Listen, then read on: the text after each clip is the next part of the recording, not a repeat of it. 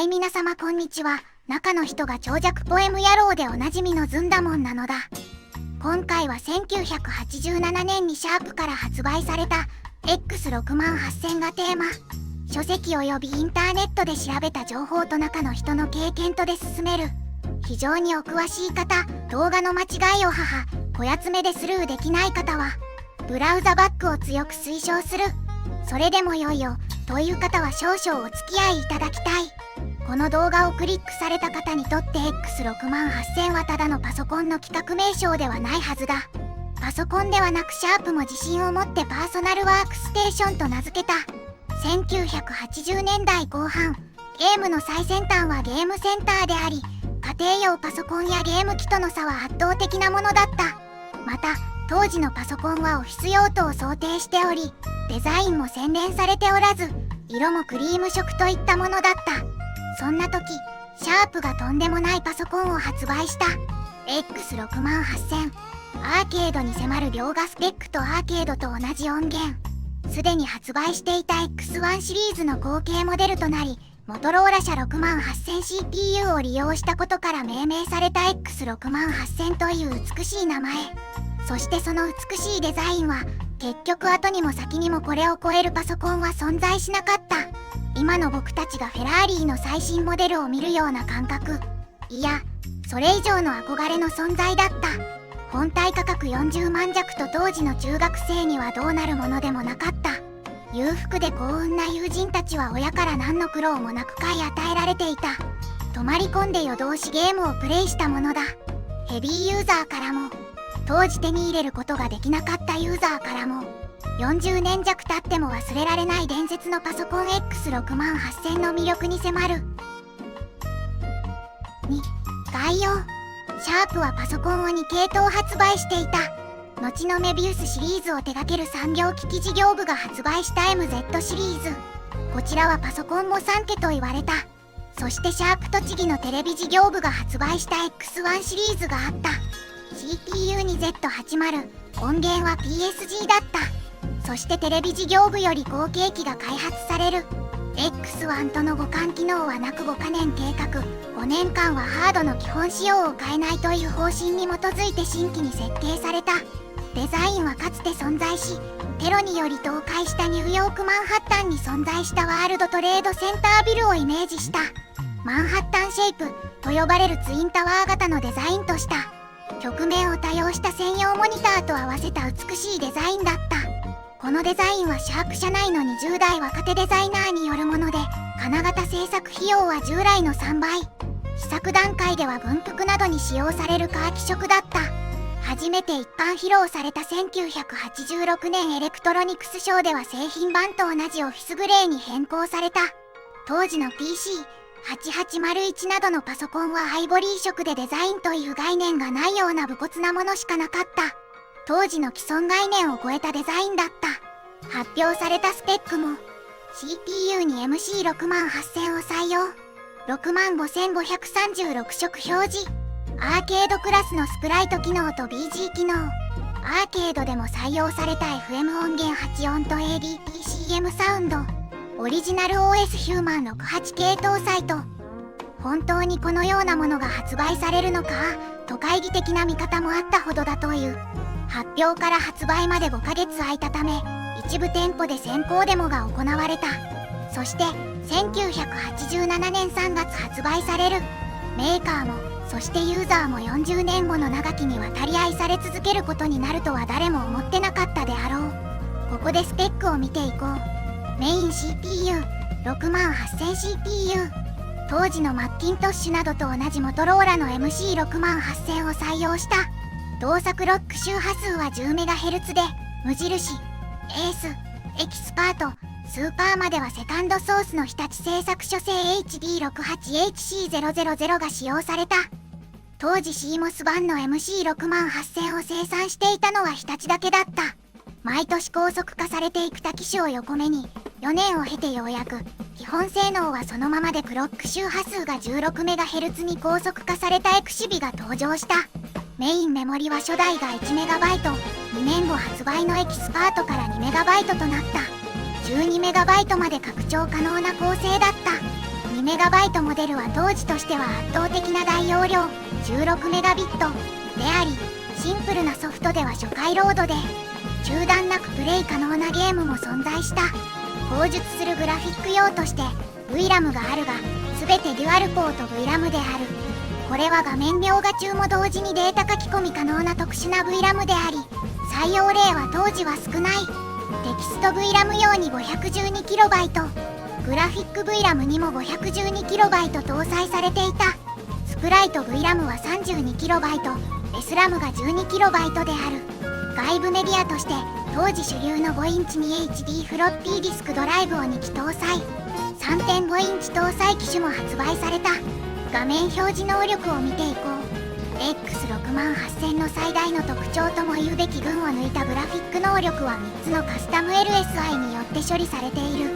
アーケード移植やアクションゲームには欠かせないスプライトや BG 画面などの処理を行うスプライトコントローラー、シンシア、グラフィック、テキスト、BG およびスプライトを合成して出力するビデオコントローラー、ヴィーナス、画面モードやスクロール処理、グラフィック画面の取りまとめを行う CRT コントローラー VSOP であり、68000専用に開発されたチップである。これらのカスタム LSI は非常に多機能であり、全て説明するととんでもないことになるので、なるべく簡単に概要を中心に説明する。グラフィック画面 X68000 は他のパソコンには見られないほど強力な画面表示機構を持っている。ビジネス用途におけるパソコンでの画面表示のほとんどは文字とごく簡単なグラフ表示程度なので、ハードウェアもそれに合わせ漢字表示用の画面と16色程度が扱えるグラフィック画面を持っているだけというのが一般的だった。これに対し X68000 は描画速度が命であるリアルタイムのアクションゲームからレイトレーシングに代表される高密度で数万色以上の画像表示、さまざまな文字フォントにも対応した Windows システムなど、さまざまな表示に関する要求に対して CPU の負荷を極力低減しつつ柔軟に対応できるような設計が行われている。 X68000 はグラフィック画面1から4面、テキスト画面4面、スプライト画面上に128個、同一水平線上に32個まで、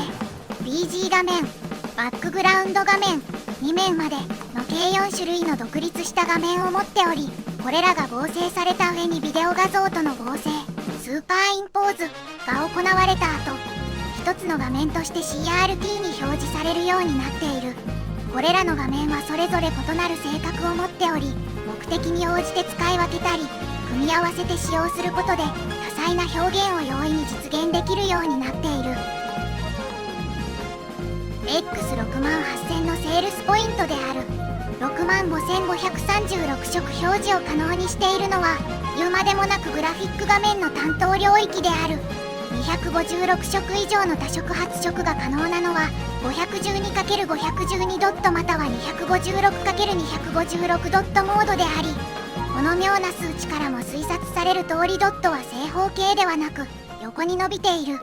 ドットが正方形な 768×512 ドットモードもあるが、こちらは16色までしか表示できない上 BG やスプライトが全く使えないのでアクションゲームなどには向かない。グラフィック画面には最大 1024×1024 ドットの実画面というものがあり、この中を自在にスクロールさせることが可能である。さらに実画面の上下左右は球面上につながっているため、同じ背景の繰り返しになるが延々とスクロールさせ続けることも可能である。テキスト画面。テキスト画面という名前から文字しか表示できない画面と思われがちであるが、X68000 はビットマックテキストを採用しており、ドット単位での描画が可能である。文字フォントも 8×8 ドットから 24×24 ドットまで複数サイズのフォントデータがロムに収められており、それらにない文字もユーザーが自在に作ることが可能。そもそも文字だけでなくグラフィックを描くことすら可能で、マウスカーソルやソフトウェアキーボードはテキスト画面の一つのプレーンを利用して描いている。テキスト画面の VRAM 構造は他社パソコンの一般的なグラフィック VRAM に近いため、PC9801 からそのまま移植されるゲームはテキスト画面を使って描いているケースが多い。ちなみにシャープ自らが提供するソフトウェアでもビジュアルシェルや SX、ウィンドウなどでテキスト画面を使用している。グラフィック画面同様実画面とスクロール機能を持っているが、実画面がつながっているのは上下のみで円筒構造になっている点が異なっている。スプライト、BG 画面、グラフィック画面と並んで強力な表示能力を持つ X68000 のスプライト機能。16×16 ドットのスプライトを画面内に128個、1ライン中に32個まで並べられるスペックを有しており、多数のアーケードゲームの移植を可能にしてきたのはこれらの性能によるところが大きい。BG 画面はアーケードや家庭用ゲーム機の背景画面に一般的に使われている画面で、グラフィック画面と違って 8×8 ドットまたは 16×16 ドット単位のタイル上にしかパターンを配置することができない。逆に言えば似たようなパターンが繰り返し現れるタイプの画面を描くには無駄のない表示方法であり、X68000 では最大2面分持っている。もちろんグラフィック画面同様スクロールが可能で、上下左右がつながった球面構造である点もグラフィック画面と同様である。特殊画面処理。今まで説明した3種類の画面を冒頭で説明したビデオコントローラーによって重ね合わせて出力することで初めてモニターに表示されるわけだが、重ね合わせの段階でその順序を入れ替えたり半透明状態で重ね合わせるなど特殊効果を加えることができる。このように強力な画像処理能力を備えているにもかかわらず変則的な画面解像度と扁平ドットのおかげで多機種からの移植という観点では今一つ不便だった X68000 のグラフィック機能だが、CRTC を直接いじることによって 1024×848 ドットや 384×256 ドットといった特殊な解像度を作ることも可能であり、ある程度ソフト開発の知見が蓄積されてきた中期以降では正方形ドットによる多色グラフィック表示を可能にしたソフトも登場した。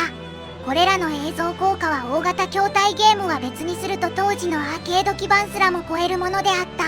しかし両側スーパーファミコンで可能であるが、X68000 はスーパーファミコン発売の4年弱前にこの表現をしていた。少年時代の4年はとてつもなく長いのである。次にサウンド機能を見てみよう。ある意味 X68000 の最大の特徴であり、長く愛される理由でもある。サウンド音源としてヤマハ YM2151 が採用された。家庭用やアーケードで最高峰のチップであり、4オペレータ8音発声可能であり、セガ、ナムコ、コナミ、カプコンと80年代のほぼ全てのアーケードゲームに搭載されていた。豪華なチップであり、国内家庭用に採用されたのは X68000 と同時に発表された X1、ターボ Z と非常に限られる。このチップの採用には一人の若き天才が関わる。ハドソンの笹川俊之氏である。笹川俊之氏はハドソンでゲーム開発とハード開発に関わる。PC エンジンの波形メモリ音源も笹川氏の手によるものである。オリジナル OS であるヒューマン68系はハドソン製である。笹川氏が開発担当トップに絶対これしかないと強くプッシュして採用されることになる。その代わりに OS の OPM ドライバーとベーシックの MML 関数を担当することになる。前述の通り X68000 では FM 音源 LSI としてヤマハの YM2151 を使用している。ヤマハではいくつも FM 音源 LSI を製造しているが、それぞれに愛称がついている。YM2151 は OPM、FM オペレータタイプ M という名称になっている。この名称はヒューマン68系などでも使用されているため、ご存知の方も多いであろう。OPM の内部ブロック図を表示している。OPM は8つの音声出力回路を持っており、それらの出力がミックスされて出力信号として取り出される。それぞれのチャンネルはチャンネル1からチャンネル8まで番号が振られており、通常の音楽演奏などではこのチャンネル1つが楽器の1音に対応する。例えばドミソの和音が必要な時はチャンネル1でド、2でミ、3でその音を出力させるようにするわけである。各チャンネルは4つのスロットと呼ばれる制限波発信機からなっており、それぞれ M1 モジュレータ1、M2 モジュレータ2、C1 キャリア1、C2 キャリア2と名称が付けられてる。これらを直列や並列につなぎ合わせることで複雑な波形を作り出すわけである。OPM にはこのほか、音が出始めてから消えるまでのレベル変化、立ち上がりの強弱や余韻の長さなどを制御するエンベロープジェネレーター、イジーと訳される。やブルブルといった感じになる音の大きさの変化や、ワウワウといった周波数の変化、ビブラートをつけるための LFO。あらかじめ設定した時間が来ると CPU に割り込みをかけたり、全部のスロットを一度に発生開始させることができるタイマー。さあ、や、しといった音を作るノイズ発生器、スロット32と切り替えて使用する、などが組み込まれている。そして、PCM 音源には置き電気の ADPCM1 ちゃん音源である MSM625W が採用された。OPM、FM 音源がサインカーブやノイズなどを元に演算で波形を生成するのに対し、ADPCM の方は自然音の取り込みや再生を行うものである。入力波形を定期的にサンプリングして、その時点での電圧をそのままデジタルデータに変換するのが CD などでも採用されている PCM 方式と呼ばれるものである。PCM 方式ではサンプリング周波数の他には何ら制約はないので、波形の再現性は良いのだが、メモリを大量に食うという問題がある。例えば CD と同様にすると、1回分のデータが16ビット、サンプリング周波数 44.1kHz なので、1秒でモノラルで 88KB も使ってしまう。なんとかこの量を減らそうと考えられた方法に、前回の電圧との差分をデータ化するデルタ PCM 法、前回の変化から次のデータを予測し、そのデータとの差分をデータ化する DPCM 法などがある。ADPCM は DPCM をさらに改良して、大きな電圧の変化にも対応できるようにし、音質を改善したものである。前回の変化が大きい時には次の変化の幅も大きく、小さい時には変化幅も小さいものと考え、前回の変化の大きさから求められる定数を予測値との変化にかけた値をデータ化しようというものである。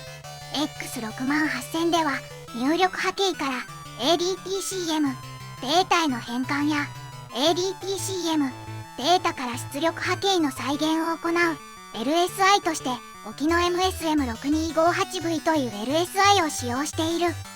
この LSI は入出力ともモノラルであるため、X68000 ではパン制御、右、左、中央のいずれから出力するかを選択する回路を付加している。MSM6258V の特徴を簡単に紹介しよう。ADPCM データ MSM6258V は ADPCM データとして X68000 では4ビット ADPCM モードに固定して使用している。サンプリング周波数は X68000 ではクロックとして 4MHz と 8MHz を切り替えられるようにしているため、 3.9kHz、5.2kHz、7.8kHz、10.4kHz、15.6kHz の5種類を選択できる。 AD/DA コンバータ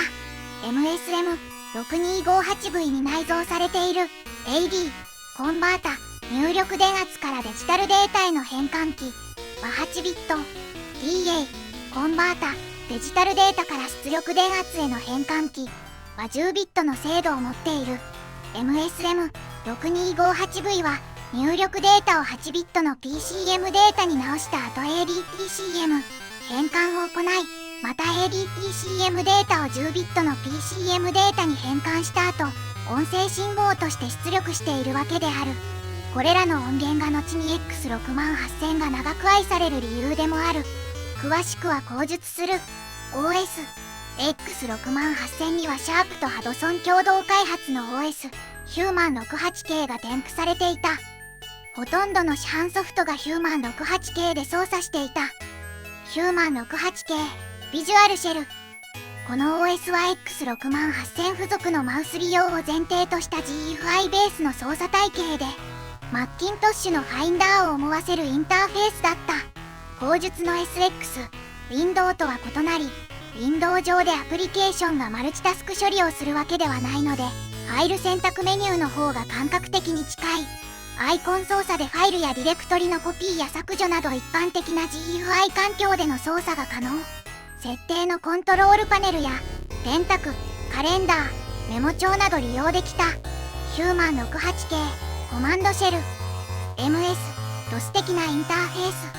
コマンドやコールまで MS、DOS とほぼ同じで、それに慣れているユーザーなら簡単に利用できた。SX、Window。SX、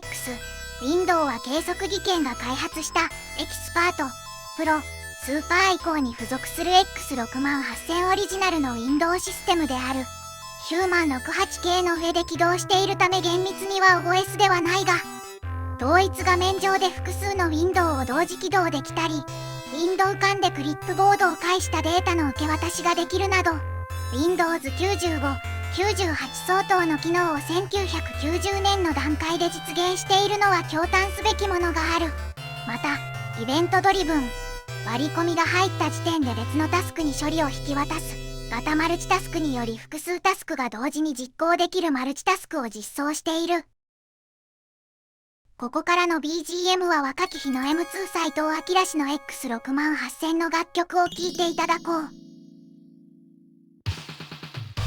初期の 10MHz マシンではかなり処理の遅いシステムだったが、エクシビや X68030 の登場によってマシンパワーが格段に引き上げられたことと、SX、Windows 自体がバージョンアップに伴って最適化による処理速度の向上が図られるなど、使い勝手が改善されていった。SX、Windows 3.0 では65536色表示のグラフィックウィンドウ、動画再生ウィンドウやベクトル、アウトライン、フォントの対応など、同時代の他社 Windows システムに被験しうる機能を持ち合わせており、X68000 の進化は Windows システムの進化とも言えるものであった。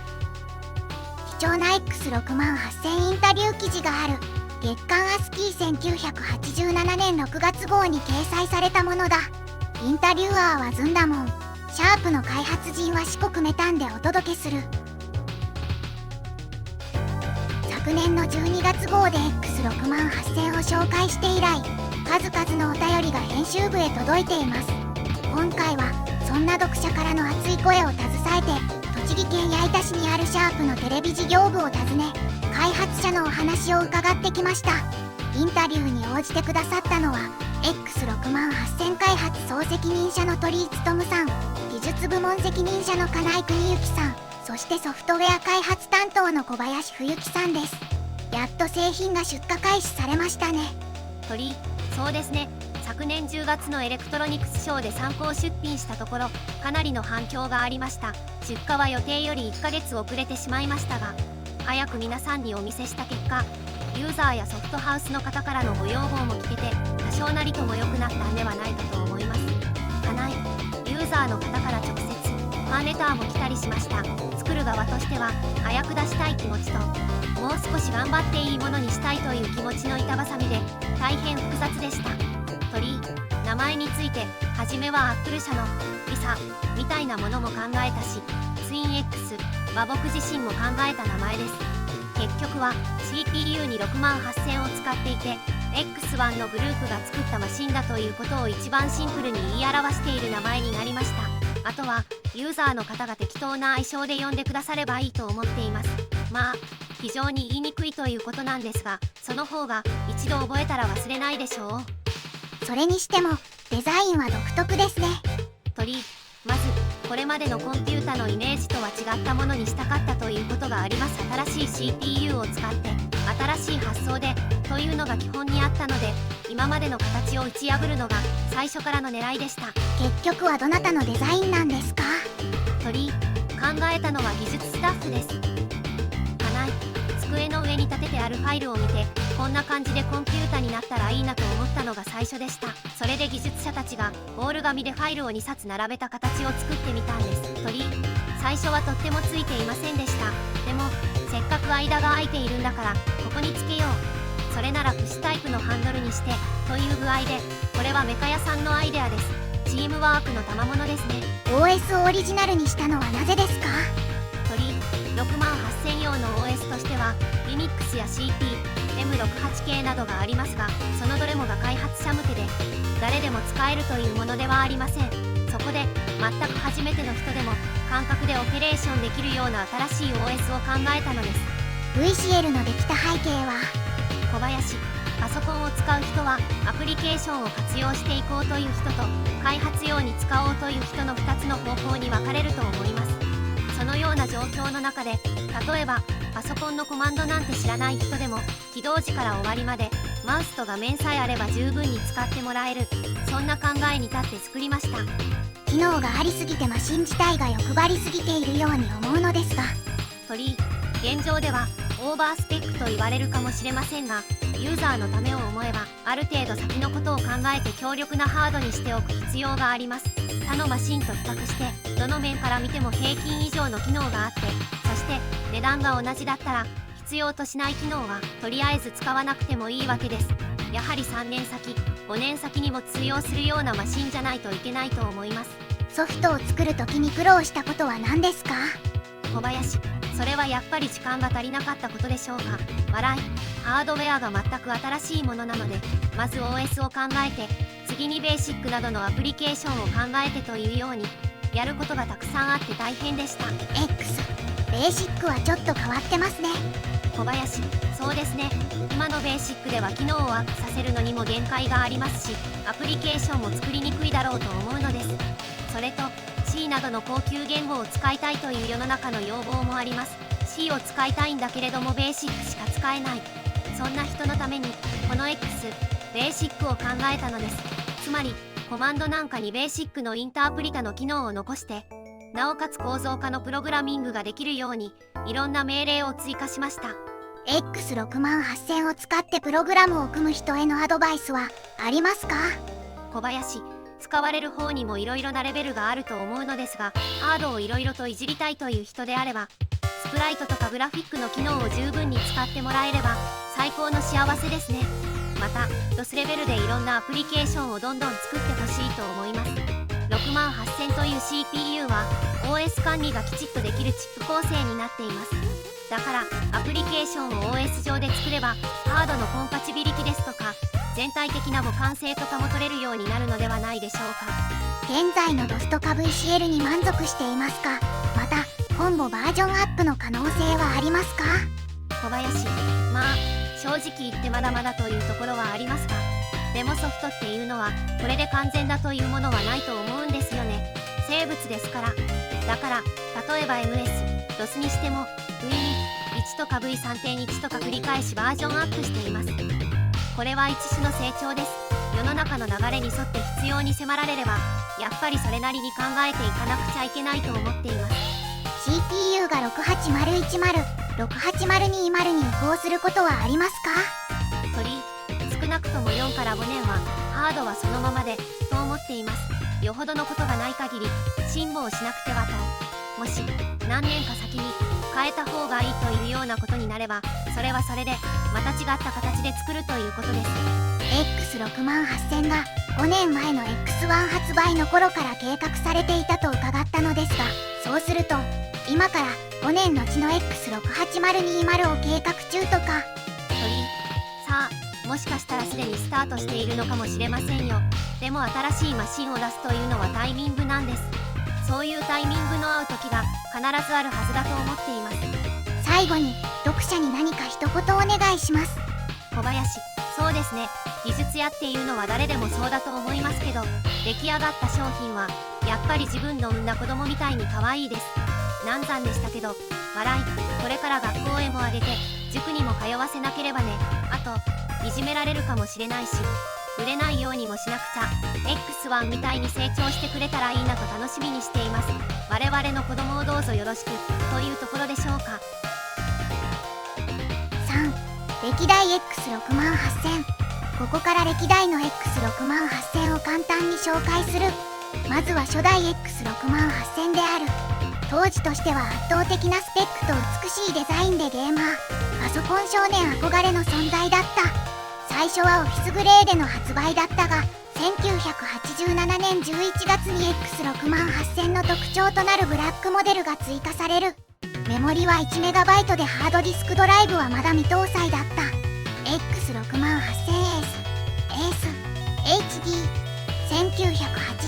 年3月発売。初代発売の1年後の登場である無印エースは5万円ほど値下げとなり、エース HD は 20MB のハードディスクドライブを搭載していた。30MB の差額で8万円である。それでも当時としてはかなり安く感じた。今では同一価格帯で1000倍の容量となった。 X68000 エキスパート。1989年3月発売。メインメモリが 2MB に引き上げられた。その後はこの 2MB が X68000 の実質標準容量となる。いわゆる多くの方が想像する X68000 はこのモデルとなる。 X68000 Pro。 1989年3月発売。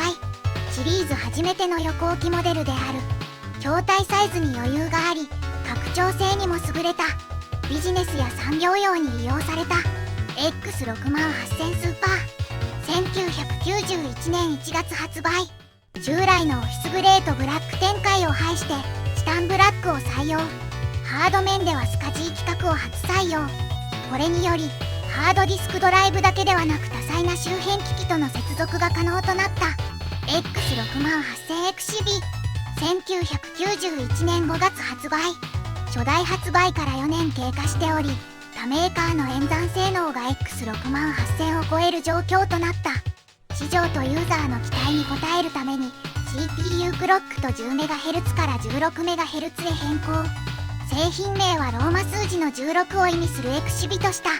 本体に周波数切り替えスイッチがあり、従来の 10MHz 対応ソフトも対応可能であった。デザインも核を強調したソリッドなデザインへ変更された。 X68000 コンパクト。1992年2月発売。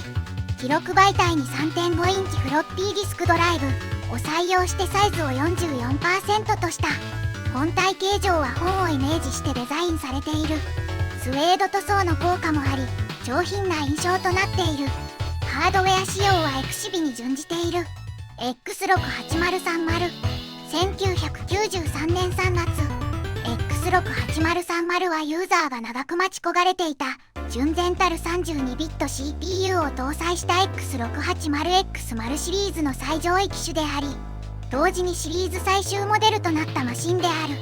CPU の処理速度はキャッシュオン時で 10MHz 機の43倍、16MHz 機比で 2.4 倍まで引き上げられており、 SX、Windows をより快適に活用できるようになった。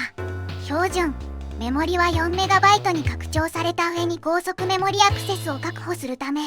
XCB 同様に専用のメモリソケットを設け、数値演算コプロセッサも安価なマッキントッシュ用を流用できるよう PLCC パッケージソケットが採用されている。68030に搭載された CPU はモトローラ製の 68EC030 で、68030から MMU メモリ管理ユニットを削除した廉価版。ヒューマン 68系は MMU に対応していないため特に問題はないが、16MB 以上のアドレス空間を利用する増設メモリやネット BSD などシャープ純正しない外のハードやソフトを活用する際に必要であり、自分で68030へ CPU 換装するユーザーも多かった。グラフィックやサウンドなど CPU 周りを除いたスペックは従来モデルと同じだが、そのままでは動作しないソフトも多く、旧ソフトの互換性維持を目的として本体ロム内にヒューマン68系 2.5 が内蔵されている。それでも動作しないソフトも数多く、X68030 対応のパッチプログラムを作成するユーザーも現れた。1993年5月にコンパクトモデルも発売されている。過去のソフトの大半が5インチフロッピーであったこと、2ヶ月先行の X68030 をユーザーが購入したことからレアモデルとなっている。 X68030 誕生についてシャープトリーつとむしインタビューがログイン。1993年4月16日号に掲載された。インタビュアーはずんだもん。シャープの金石は四国メタンでお届けする。従来の X68000 から32ビットになって一気に性能アップした X68030 が発売されましたね。はい、今度の X68030 は CPU に68030を使ったことで X68000X シビの 2.4 倍から4倍という高速処理を実現しています。エクシビの4倍とはかなりのスピードアップですね。今までの X68000 では処理速度の不足という足かせがあったため SX、Windows やヒューマン68系上でソフトを作りづらかったんです。しかし X68030 で大幅な高速化を図ったことによってそれが可能になりました。それでは X68030 が発売されたことによってこれから SX、Windows 上で動くソフトが増えてくるというわけですね。そうなるはずです。これまで SX、Windows 上で動くゲームソフトには SimEarth しかありませんでした。しかし今後発売される予定のゲームソフトのラインナップには SX、Windows 対応のものがいくつか入っていますよ。価格競争が激化している今 X68030 の39万8000円という価格設定は高くはありませんか？そうは思いません。うちのパソコンは価格ではなく性能で勝負しているのです。それに単なるスピードアップだけではなくソフトのバージョンアップもしました。 SX、Windows、ヒューマン68系、SK68 系がそれぞれ 3.0 にバージョンアップしました。これにより使用環境がかなり良くなりました。このことも考えればこの価格にも納得していただけるはずです。なるほど、単にハードの性能アップということではなくソフトや環境も含めてトータルにパワーアップしたわけですね。そうです。安いパソコンはたくさんありますがうちのマシンのユーザーの多くはクリエイティブな作業に使用してますから。と言いますと、ご存知のように X68000 ユーザーにはパワーユーザーが多いですよね。これは X68000 がクリエイティブなパソコンだからです。X68000 は自由にいじってもらうように作ったパソコンなのです。だからユーザーの開発環境をさらに快適にするために SX、Windows 開発キットも発売しました。これは SX、Windows でソフトを作る人のためのツールで重さは 4.2kg もあります。4.2kg という重さの中にサンプルプログラムなどがぎっしりと詰まっています。ゲームを作りたい人には最適ですね。最後にユーザーに対して何か一言お願いします。うちの X68030 は車に例えるとスポーツカー、カローラなどの普及車ではなくス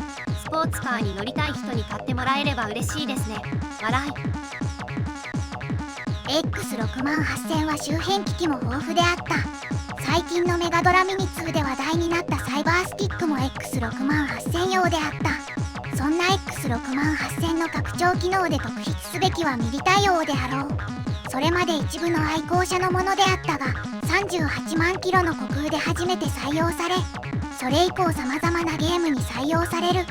サントラも発売され多くのゲーム少年にとって憧れの存在だった。4. 対応ソフト。さてここから X68000 を盛り上げた名作ソフトを少し紹介しよう。X68000 といえばハイレベルなアーケード移植の数々が印象に残っている人も多いと思う。そもそもエレクトロニクスショーでお披露目した時の目玉がグラディウスのデモだった。この時点で X68000 のソフトラインナップ傾向は決定づけられたと言っても過言ではない。グラディウスを移植した SPS や初のサードパーティー製ソフトゼビウスの電波新聞社はもちろんのこと、ホームデータやシステムサコムといった畑違いのメーカーまでアーケードゲームの移植合戦に参加しユーザーを楽しませることとなった。 X68000 のアーケード移植で難点となったのは 256×256 という特殊な解像度であり、横に長い扁平ドットは移植する上での大きな障害となった。当初はドットを書き直すなどの対応をとっていたメーカーも多かったが中期以降は 384×256 といった変則解像度に対応するなど各社ごとに工夫を凝らすようになった。なお他パソコンからの移植も解像度がネックになることが多く 768×512 ドットモードの中央に 640×400 ドットの画面を表示して黒余白のままというベタ移植も多かった。X68000 は家庭用ゲーム機を上回るスペックを持ちながら必要な開発用ドキュメントや仕様が一通り公開されていたこともあり、自分でゲームを作ってみたいという創作欲求を満たしてくれるハードでもあった。そのためアマチュアや異業種からゲーム開発に参入するパターンが多かったのも特徴と言える。その中でも代表格と言えるのが Zoom と Exact の2社で、ジェノサイド1989年とナイアス1990年でそれぞれデビュー。ハイレベルな内容でユーザーを驚かせた。以後2社は新作を発表するたびに大きな注目を集め、両社の最終作であるオーバーテイクとジオグラフシール X68000 の能力を絞り尽くした大作で優秀の美を飾っている。両社とも X68000 の市場終焉後は開発の舞台を家庭用ゲーム機の世界に移し、X68000 開発の頃に培ったノウハウにさらに磨きをかけて多数の名作を世に送り出している。初期の作品群をずっと遊んでいた X68000 ユーザーにとって家庭用ゲーム機の世界で活躍する両者の姿は誇らしい記憶の一つと言えるのではないだろうか。 X68000 のソフト流通経路の画期的な手法としてソフトベンダータケルの存在がある。タケルは内部にハードディスクと CD-ROM ドライブを内蔵した世界初のパソコンソフト自販機で、客が購入した際にそのデータをフロッピーディスクに書き込むことで販売する。1枚の書き込みに70秒程度要する。対応機種は X68000 のみならず PC9801 をはじめ当時の主要パソコンハード用ソフトを扱っていた。マニュアルは本体株からプリントアウトされ、ページの多いものは郵送での対応も行っていた。ソフト流通が少なくなった旧世代ハードにとっては在庫切れの心配がないタケルの存在は心強く、また後期には同人ソフトの販売も行っていたため、ことアマチュア活動が活発な X68000 ユーザーにとって非常に重宝した。ここから年代別に紹介する。1987年 X68000 の発売年にリリースされたゲームソフトはバンドルされたグラディウスを含めて8タイトル。全くの新規ハードな上に開発ツールなどもほぼゼロの状態からのスタートだけに各メーカーも手探り感を感じさせるラインナップである。そんな中において頭一つ抜けていたのは電波新聞社であり、同社が様々な機種に発売してきたゼビウスをいち早くリリース。他社製アプリケーションの第1号の称号を得ると同時に X68000 に電波新聞社ありといった存在感を見せつける格好となった。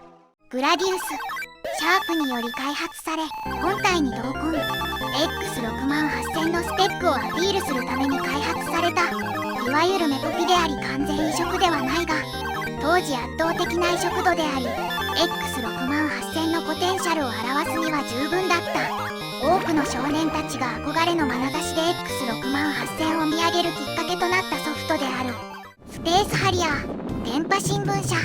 1985年にアーケードで稼働した化け物クラスの基盤で動いていたスペースハリアーを X68000 に移植。その移植度は素晴らしく、アーケード稼働の 32X やサターン版発売まで最もアーケードに近いスペースハリアーだった。移植は PC6001 にスペースハリアーを移植した天才プログラマー松島哲が担当。松島氏は 32X 版とサターン版も担当することになる。その完成度にシャープも驚いたという。ゼビウス電波新聞社。アーケードからの移植作、地上絵を描いた背景と多くの謎によってシューティングゲームに奥行きある世界観を初めてもたらした人気タイトルで、オリジナルはナムコによって開発され、電波新聞社が移植した音質はやや異なるものの、グラフィックの再現度は高い。回転する鉄板のような飛行物体バキュラについて本作のパッケージ裏にザッパー256発で破壊できると記載されているが、これは当時あった噂の一つであり、実際は破壊不可能となっている。ソフトでハードな物語、システムサコムノベルウェアシリーズの第2弾。当時としては珍しいゲーム業界の内幕を描いており、他のノベルウェアと比較して難易度はやや低く抑えられている。主人公は大学生ながら健康が優れない父親の代わりに中堅ソフト会社の社長になる。そこで地味猛量のような社内のスタッフや雑誌社などの業界人と駆け引きしながらゲームの開発と大成功を目指す内容だ。同業他社のネタを容赦なく盛り込んでいることでも知られており、鉄頭鉄尾シュールなネタが表示される。闇の血族ステムサコム。ステムサコムがリリースしたノベルウェア闇のの血族YX68000 版がオリジナルの人気アドベンチャー。ゲーム内容は鋭い勘を持つ本作主人公の伊沢美優の周りで次々と怪事件が起きたことから始まる。美優の勤め先であるアパレルスタジオに所属するモデル2人が変死体となって発見されたのだ。全身の血を抜かれた彼女らの怪奇なしに震える周りの人々だったが、美優はある違和感を覚えていた。事件の核心は南米へ。そして隠された血の意味とは。フルスロットルシャープ。1987年にアーケードでリリースされた対等のフルスロットルを移植したタイトル。アーケードでは大型筐体を使いスピード感を重視したレースゲームとして当時話題となったが、移植に当たり画面描画をダウンコンバートすることでスピード感の再現、 BGM も FM 音源部分をそのまま使用している。1988年発売された X68000 用ゲームソフトは66タイトル。高品質なグラフィックを売りに開発参入したメーカーが続々と現れ、ソフトが充実してきた時期である。もっとも一部のメーカーを除いてプログラムやデザイン面でハイスペックに振り回されていた会社も多く、開発ノウハウの蓄積にはまだ時間を要することとなった。ユーザーを驚かせたのはシャープの存在で、グラディウスの開発を担当した SPS と組んでアルカノイド、ツインビー、サラマンダなどアーケード移植タイトルをシャープブランドで矢継ぎ早にリリース。限定トーマデンやドラゴンスピリットの電波新聞社と並んで X68000 ハイレベルアーケード移植の流れが定着していくこととなる。限定トーマデン、電波新聞社。アーケードで人気だった和風アクションゲームの移植作。横モード、平面モード、ビッグモードの3パターンの映像があり、当然家庭用では圧倒的な移植度であった。桃太郎伝説、ハドソン。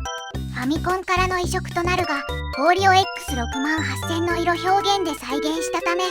どこから氷かわからないというのがある意味伝説となった。ドラゴンスピリット、電波新聞社。ナムコシステム1を利用した縦画面スクロールシューティングゲーム。YM2151 とカスタム30が美しいサウンドを奏でた。X68000 の機能を最大限発揮し、高い再現度で移植。エンディングのコーラスはカスタム30が奏でるのだが、X68000 版ではサンプリングで再現した。サンダーフォース2、テクノソフト。前作のメインであった任意スクロールのトップビュー面に加えて、後のシリーズに引き継がれる強制横スクロール面や多彩な武器を切り替えるシステムなど、シリーズの方向性に大きな影響を与えた。サラマンダ、シャープ。グラディウスの続編サラマンダも X68000 に移植された。移植度も上がり、アーケードの攻略法もそのまま使えるなど、多くのファンに愛された。エクシビでは重くなる動作速度が改善される。メゾン一国完全版スペシャル、マイクロキャビン。MSX 含む多くのパソコンで発売された作品。X68000 の機能を生かして多機種より美しいグラフィックとなっている。キーとなるシーンでは島本須美の声を聞くことができた。ボスコニアン、電波新聞社。ナムコの全方向スクロールゲームの移植。本作の特徴は永田秀康と小城雄三氏による新 BGM を収録。アーケード版はほぼ無音だったので雰囲気が様変わりしている。1989年、この年に発売された X68000 用ゲームソフトは112タイトル。アフターバーナーや R タイプ、スーパーハングオンなどのアーケード移植はもちろんのこと、幅広いジャンルのソフトが発売され、パソコンソフト売り場でも一定の割合を占めるまでとなった。この年にオリジナルソフト、ジェノサイドによる X68000 発のゲームメーカー、ズームが鮮烈なデビューを果たしており、さらに回転機能をソフトウェアで再現した AJAX、引っ提げてのコナミ自ら X68000 へのソフト供給に参入。本格アナログコントローラー、サイバースティックをアフターバーナーと同時発売するなど、X68000 に関するトピックの多い1年だったと言える。パックマニア、シャープ。アーケードの名作パックマンをルールそのままにアレンジされたパックマニアを移植。美しい映像とサウンドは健在。アフターバーナー2、電波新聞社。こちらも 32X とサターン版が発売されるまで最も完成度の高い移植だった。さすがの X68000 でもセガ X ボードにかなうわけがない。煙はテキスト面を利用してメッシュで表現した。色付きに変えるパッチが出回った。静止画としては FM タウンズ版が勝っていたが、ゲーム全体の完成度は X68000 版が上だった。当時の少年たちにとってとんでもない憧れの存在であり、電気店のデモ映像を指を加えて見るしかなかった。ゲームをマウスとキーボードで操作することでアーケードに近い操作を可能とした。 R タイプ、ハイレム、アーケードでの名作の移植。開発は難産であり、延期を重ねての発売となる。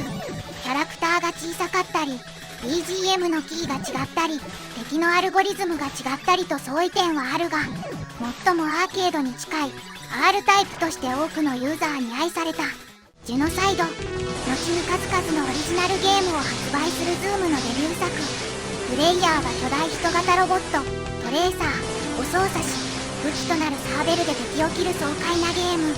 本作の2年後には様々なパワーアップを施したジェノサイド2がリリースされた。ファンタジーゾーン、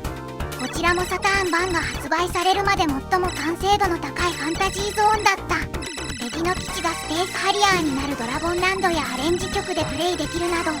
忠実移植と合わせてアレンジモードも好評だった。エイジャックス、コナミ。 2D ステージはヘリコプターを、 3D ステージは戦闘機を操作するアーケードシューティング。エイジャックスの移植作。 2D ステージでは縦画面を再現するために変更スクロールを用い、 3D ステージのボスシーンではソフトウェアによる回転拡大縮小の処理を行っている。スーパーハングオン、シャープ。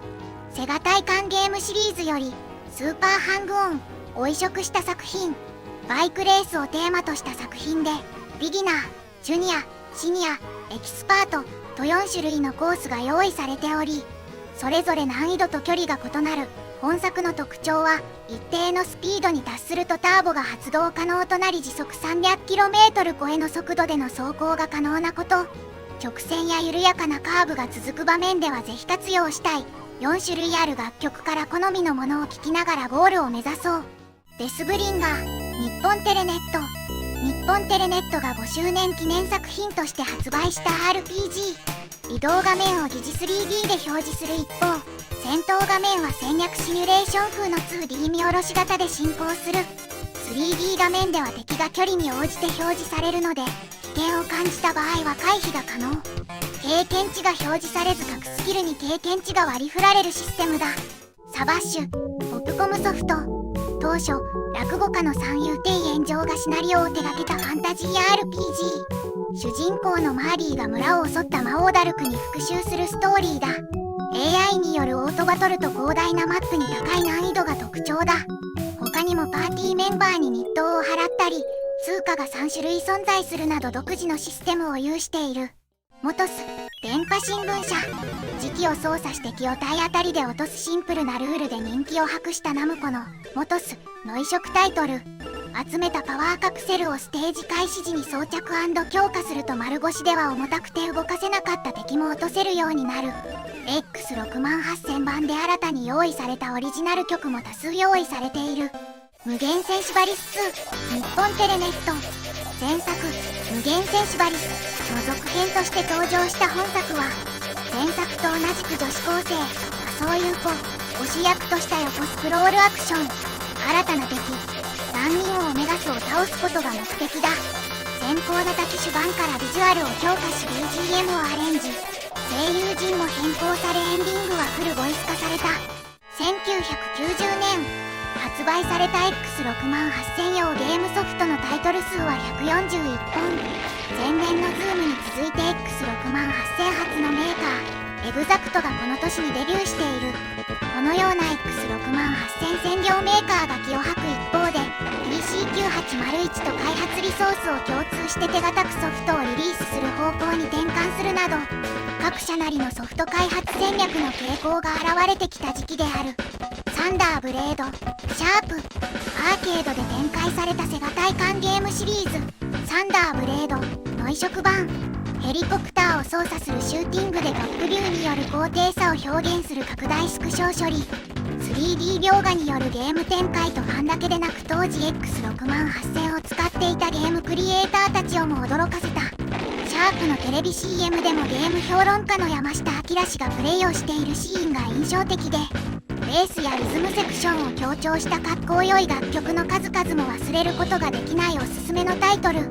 バブルボブル電波新聞社。ゲームセンター人気を博したバブルボブルの移植でプレイヤーはバブルン&ボブルンを操作し泡を吐き敵を閉じ込め破裂させるという固定画面アクション。上級者向けモードサイバブルンも収録されている。ステージクリア時に画面上に溜まった泡がお菓子に変化することも。ワンダラーズフロムイース日本ファルコム PC8801 版がオリジナルとなるシリーズの第3作目後年のイースより先の発売となったが、ストーリーの時系列的には本作の方が後となっている。画面枠のデザインなどは前作と似ており、本作では剣によるアタックとジャンプを駆使するサイドビューのアクション RPG となった。X68000 版は 256×256 ドットの画面モードによる重ね合わせ処理にハードウェアスクロールを生かしたグラフィックとなっており、TCM を同期した多数の楽曲も本作の魅力となっている。グラナダウルフチーム。ウルフチームが発売した全方位スクロールシューティング。プレイヤーは戦車グラナダを操作し、通常弾に加え発射の反動がある強力なブラスターを使い全球ステージを攻略する。特にステージ2の多重スクロールで表現された空中戦艦での戦いは迫力満点。ブラスター発射の衝撃で上空から落ちないように気をつけながら進んだ先に回転処理を施したボスが現れる演出でユーザーの度肝を抜いた。楽曲や効果音も非常に評価され後にメガドライブにも移植されている。サイバリオンシャープ1988年に発売された対等のアーケードゲームサイバリオンの X68000 移植版。ゲーム内容はドラゴン型戦闘機サイバリオンを8方向に動かし、迷路となったステージのどこかに潜んでいる各ボスの部屋を探して倒し進んでいく。X68000 版もオリジナル同様の操作にてトラックボール、マウスでの操作が可能。回転速度により移動速度に変化が生じるのでそれを活用して攻略をしよう。雑魚キャラが巨大化したボスが多く存在する。ナイアス、エグザクト。数々のオリジナルゲームを X68000 にリリースしてきたエグザクトの第1弾、ナイアス。磁気のレバー入力により前後に動く援護機体のオプション、数々の種類のショットを使い分けて進んでいく横スクロールシューティング。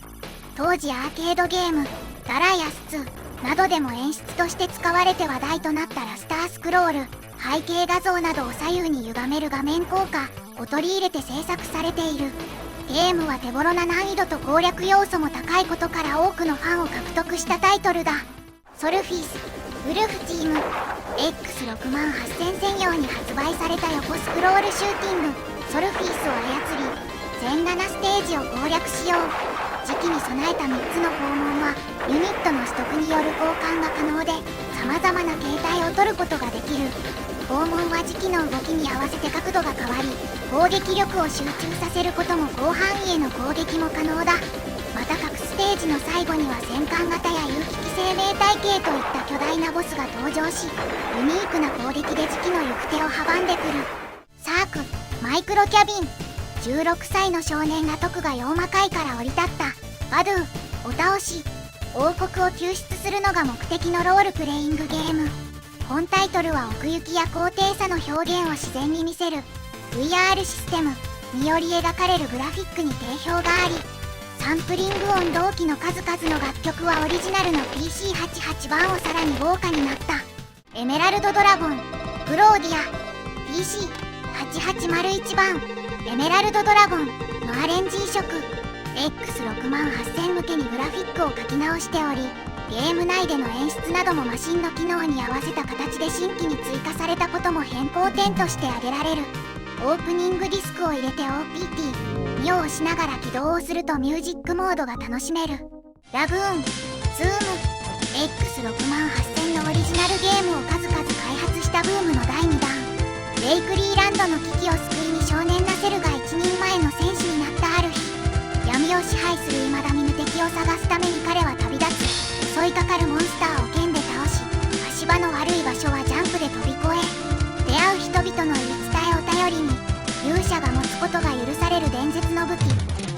レイドを探し出すのだ。多重スクロールによる高低差の表現が秀逸で雲が流れる丘の上の見晴らしがまた気持ちよい。アークス2ウルフチームアークスの続編。前作では少年だったハーフエルフのピクトが22歳に成長し、新たな冒険の旅に出る。システムは前作の疑似 3D から 2D フィールドタイプへと変更となり、経験値を稼ぎレベルアップする方式に変化した。また戦闘では武器を持った腕を負傷させる V 攻撃が可能となった。アークシュカゲロウの時代を超えてウルフチームアークス番外編と銘打たれた自社パロディ作。アークスシリーズの主人公でもあるジェダ、本作ではジエダとピクトが次元の穴を修復すべく3本の聖剣と各次元にばらまかれた CG を集めるため冒険を繰り広げる。アニメや漫画などの他に自社タイトルのパロディがふんだんに盛り込まれている。ダンジョンマスタービクター音楽産業。当時としては革新的で画期的なリアルタイム RPG。3D で高速描画されるダンジョンとそこに仕掛けられた様々な罠。突然襲ってくるモンスターとシステムは当時軍を抜いてリアルだった。4人の勇者でパーティーを作りロード、カオスを捉えよう。ジェミニウィング、システムサコム。昆虫に支配されてしまった世界で機密指令、ジェミニウィングを遂行し、世界を救うのを目的とした縦スクロールシューティング。敵を倒すと入手できる8種類のガンボールは時期を追尾する形でストックされ、取った順に特殊攻撃が可能だ。2人同時プレイではガンボールを調節し、ボス戦で役立てよう。1991年発売された X68000 向けのゲームソフトは143本。発売本数の上ではこの年がピークとなった。同年にエクシビが発売され、X68000 シリーズも丸4年。次のステップへの進化が求められていく中でシャープの取った選択は CPU の高速化であった。エクシビの発売を時と同じくして一部ユーザーの間で旧機種のクロックアップ改造が流行っており、この流れはマシンパワーに不満が出始めていた表れと言えるだろう。またこの年の大きなトピックとしてミディの本格普及が挙げられる。ローランドの MT32 が起爆となりゲームでもミディ対応ソフトが増えたことから導入ユーザーが急増。この年にローランドから SC55 が発売されたこともあり、X68000 ユーザーの定番周辺機器となった。マーブルマッドネスホームデータ。斜め見下ろし視点のアクションゲームでアーケードから移植された作品。様々な罠や敵の待ち受けるコース内でビー玉を巧みに転がし、ゴールにたどり着けばステージクリアとなるルールだ。キーボードやジョイスティックでももちろん操作可能だが、68000版はマウスがトラックボール操作に対応しているので、アーケード版のような雰囲気で操作できるのは本作での嬉しい点。さらに本作にはアーケードレース、タイムトライアルの2つのモードが用意されている。オリジナルは OPM、YM2151 初期の作品であり、ゲーム業界に衝撃を与えた伝説のゲームである。メルヘンメイズ、SPS。斜め見下ろし視点のアクションシューティングでアーケードからの移植作。鏡の中の世界に引き込まれた少女のアリスは魔法のストローから出るシャボン玉を武器に大量に迫り来る敵を倒しつつ、最後に待ち受けるボスを倒せばステージクリア。シャボン玉はタメ打ちもできる。ノスタルジア1907、シュールド、ウェーブ、タイタニック号をモチーフとした推理アドベンチャーゲーム。北大西洋を航海中の豪華客船ノスタルジア号で爆破事件が発生し、犯人の疑いをかけられたカスケが真犯人を探るために情報を集めていく。キャラクターたちの複雑な人間関係、芝居がかったセリフ回し、セピア調で統一されたグラフィックがクラシック映画のような雰囲気を放つタイトルだ。取り調べの際に、積極的、消極的といった態度の違いで情報を聞き出すシステム。ゲーム後半の爆弾解体シーンも特徴的。メガ CD にも移植されている。パロデュースだ。神話からお笑いへ。コナミ。パロディをテーマとし、後にシリーズ化していくおなじみコミカルシューティングの2作目。自社開発でコナミがリリースした本タイトルは、アーケード版を忠実に移植し、1991年度には X68000 市場で大ヒットを果たしたことで覚えているユーザーも多いだろう。道中はアイレム、R タイプの巨大戦艦をオマージュした敵艦隊が出現するほか、ゲーム BGM にも聞き覚えある楽曲のアレンジが起用されている。ネタの数々に笑いが込められたおすすめの一本だ。ファランクス、ズーム、ジェノサイド、ラグーンなどオリジナルゲームを開発してきたズームの第3弾は横スクロールシューティング。緻密なグラフィックとサイスクロールによる奥行きのある映像、多彩な構成を仕掛けてくるボスキャラクター、そして各ステージで流れる名曲の数々と盛りだくさんの魅力が込められている。ステージ6では自社製品宣伝や128ビット X68090 といった看板が登場する。 X68000 を愛していたメーカーの粋な演出だ。全8ステージ構成。イース電波新聞社。今 RPG は優しさの時代へのキャッチコピーで大ヒットした日本ファルコム社発売のイースをもとに様々なアレンジを加えられ登場した異色作品。ストーリーこそオリジナルと同じだが、マシンスペックを生かした高解像度で描かれる美しいグラフィックに PCM サウンドを用いて編曲された数々の楽曲など、 X68000 のハードの機能を余すことなく使用し、独自の世界観を持つタイトルとなった。キャメルトライ電波新聞社。ユニークなゲーム性で話題となった対等のアーケードゲームキャメルトライの異色作品。画面の中央にあるボールを軸として周りの壁や背景を回転させ、落下する形でゴールまで導くアクションゲームだ。 X68000 版はソフトウェアで回転処理を再現した高度なプログラムが高く評価され、パッケージにはパドルコントローラ同様の操作を可能とするためのアダプタが同梱。マウスに装着するとゲームセンター同様の操作感が再現できるようになっていた。ベタなツインビーコナミ。2人同時プレイで楽しむことができるコナミのアーケード縦シューティングツインビーの続編タイトル。プレイヤーはツインビー、クイーンビーを操作し、イーバ星人の侵略から惑星メルを救出するのが目的。合体して出せる特殊攻撃をうまく使って進もう。特筆すべき点はローランドのミリ音源 SC55 対応であること。素晴らしいアレンジに重厚なサウンドが話題となり、ゲームソフトと一緒にこの音源を揃えた X68000 ユーザーが大勢いたことも記憶に新しい。ジェノサイド2ズーム。前作ジェノサイド同様、トレーサーを操作してサーベルで敵を切りまくるアクションゲーム。本作ではボタン長押して敵へ体当たり攻撃をしてくれる援護ユニットベティの存在が大きく、耐久力の高いボスで有効となる。トレーサーの描き込みやモーションも充実しており、様々な場面でそれが伺える。敵も同様に多彩な攻撃を仕掛けてくるのだ。雷神&風神がボスとして待ち構えている場面は音楽とマッチした最も盛り上がる場面ではなかろうか。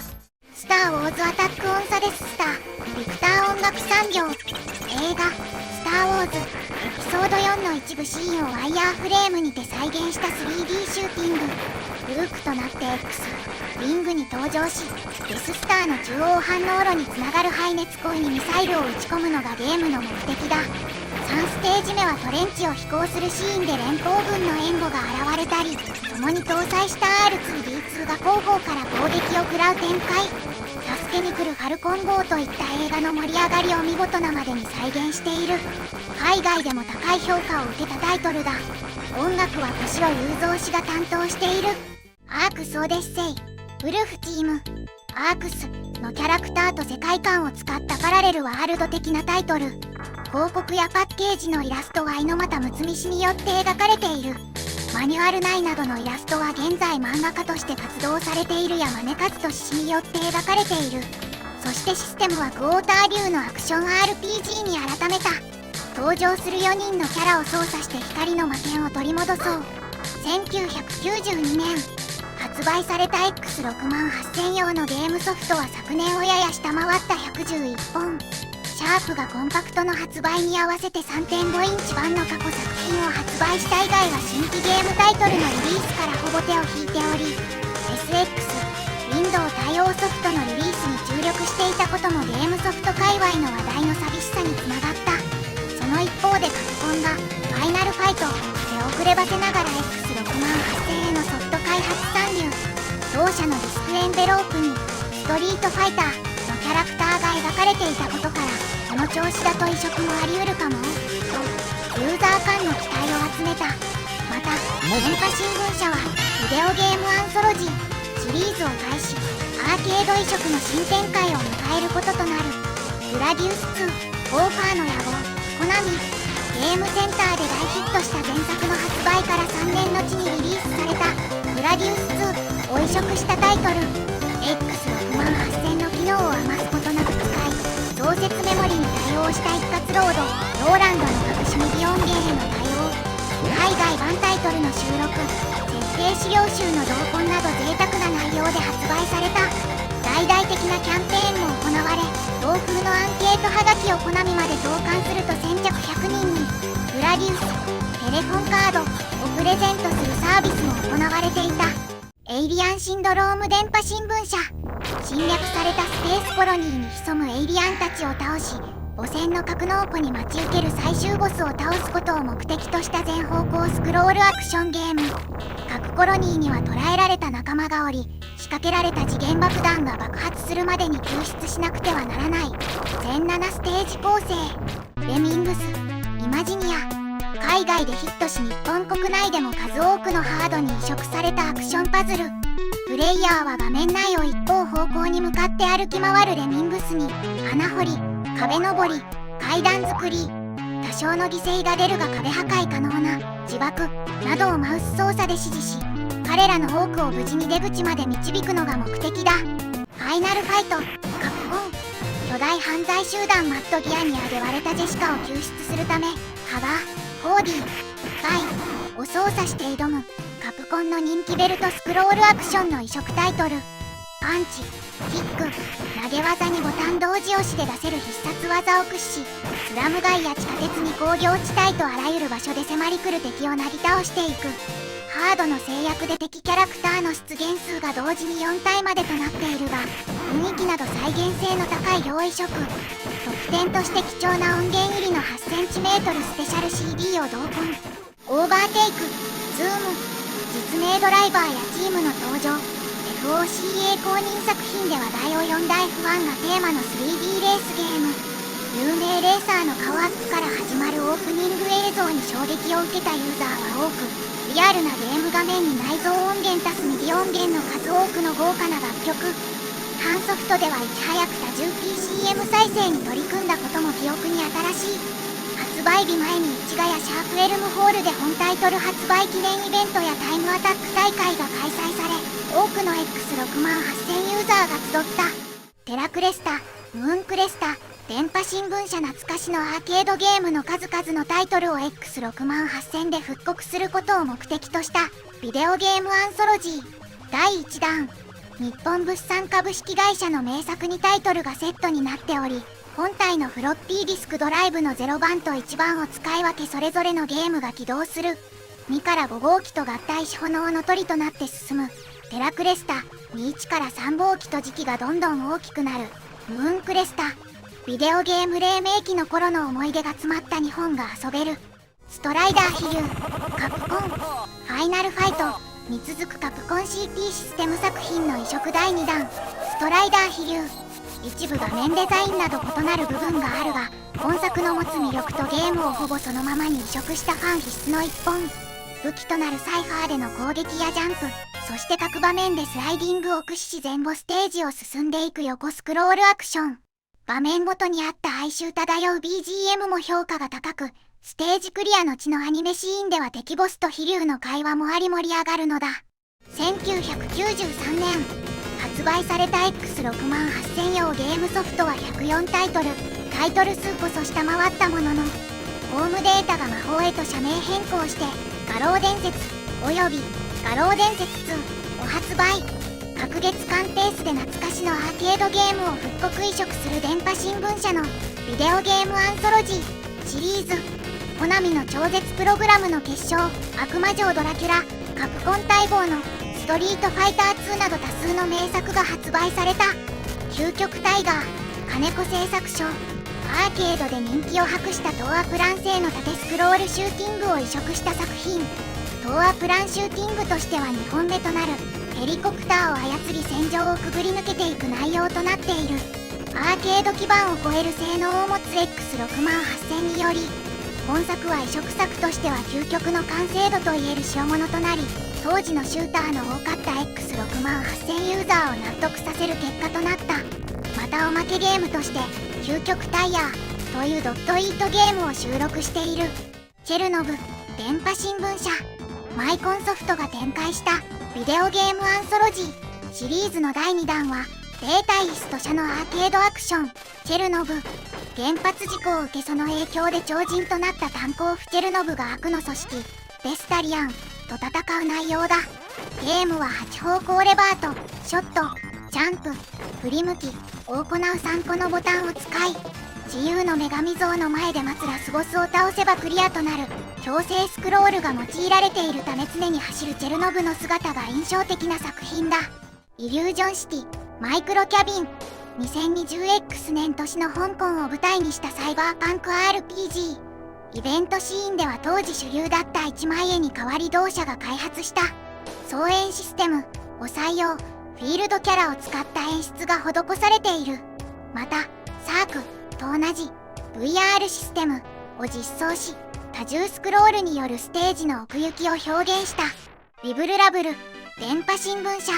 多くのユーザーが待ちわびたナムコのアーケードゲームの移植ビブルラブルを2本のレバーで操作し、互いに伸びた線を杭にかけ、